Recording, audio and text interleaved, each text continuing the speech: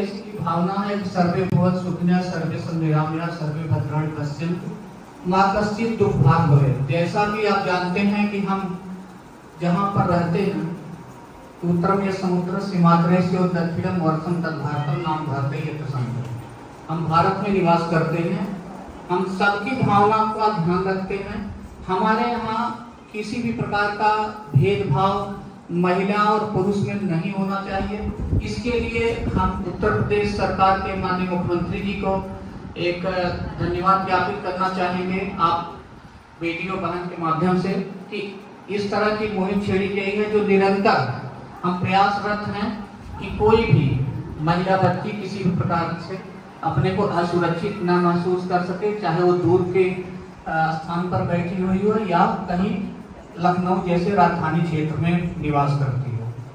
इसके लिए विभिन्न प्रकार के कानून बनाए गए। संवैधानिक व्यवस्था के तहत पुलिस की जिम्मेदारी है किसी भी प्रकार के कानून को लागू करे तथा सुरक्षा उपलब्ध कराए। जैसा कि पुलिस की डेफिनेशन में है, police is an organisation of civil authority responsible for peace and security of the society, जिसमें अब हम इसके साथ साथ और सारी चीजों को काम कर रहे हैं।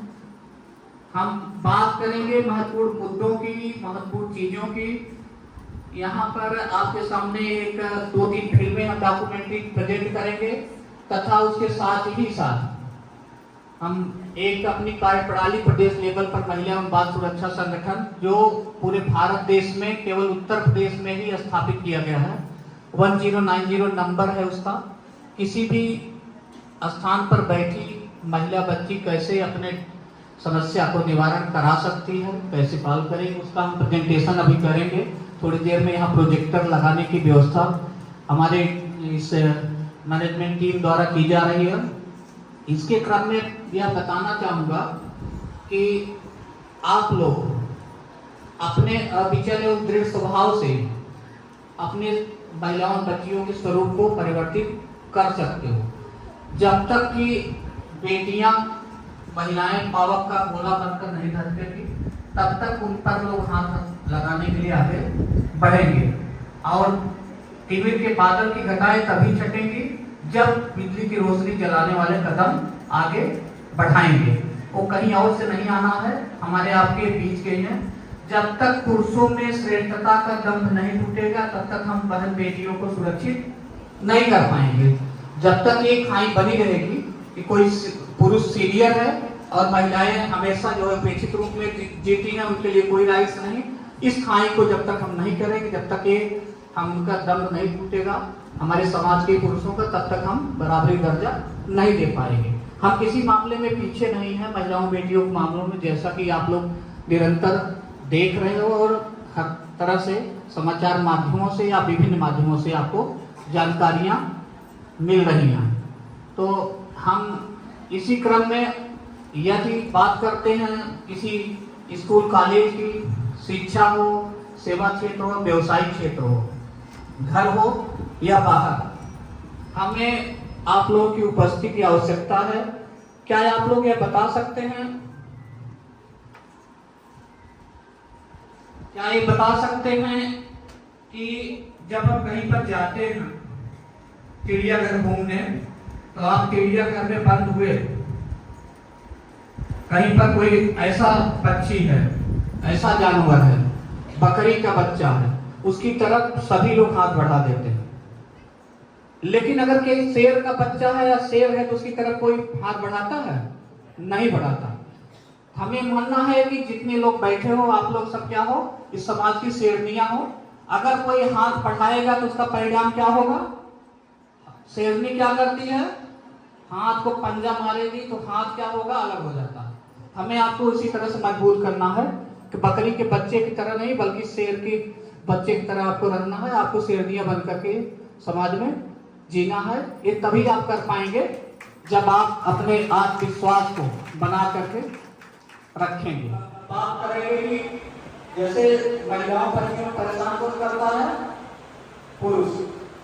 जनरली 99.9% पुरुष ही महिला को परेशान करते हैं, बच्चियों को। उनको काउंसलिंग करने के लिए हमने यहाँ पर कॉल रिसीव की हुई महिला पाइपेटी की फिर यहाँ से स्तर से आ गई, यहाँ हमारे जेंट्स काउंसलर लगे हैं, तुरंत उनके नंबर डिटेक्ट करेंगे, नंबर होगा तुरंत दिलाएंगे, उनको काउंसलिंग करना शुरू कर देंगे।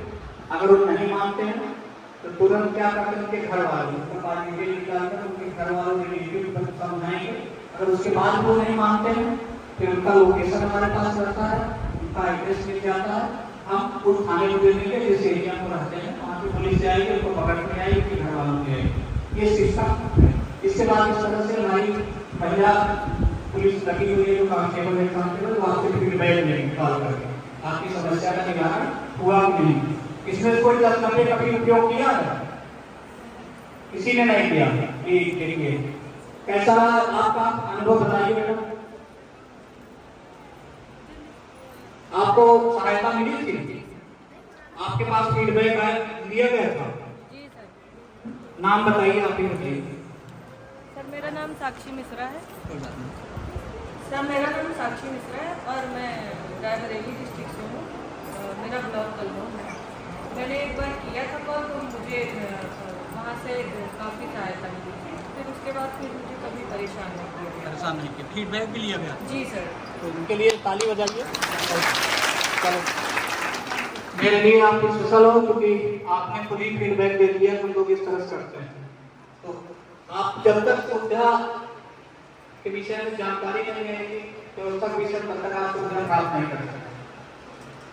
इसके अलावा जैसे मेरी दुकान भी हो जाएगी तो कॉल बैक के लिए ड्यूटी लगाते हैं, तुरंत आपको कॉल किया जाएगी, मिस कॉल हो गई हम नहीं छोड़ सकते। हमें एक एक कॉल का 8 से 10,000 कॉल पर डे आती है प्रदेश से, सबका हिसाब हमारे पास रखता है।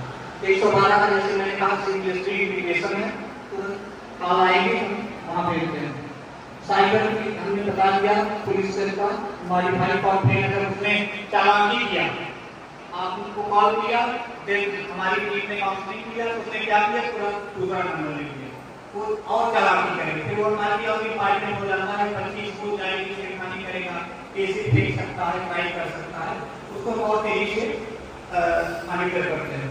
और ये ऑनलाइन फैमिली काउंसलिंग में हमारे काउंसलर्स बैठते हैं, ऑडियो कॉन्फ्रेंस से फैमिली वाली इश्यूज को हम लोग सॉल्व करते हैं।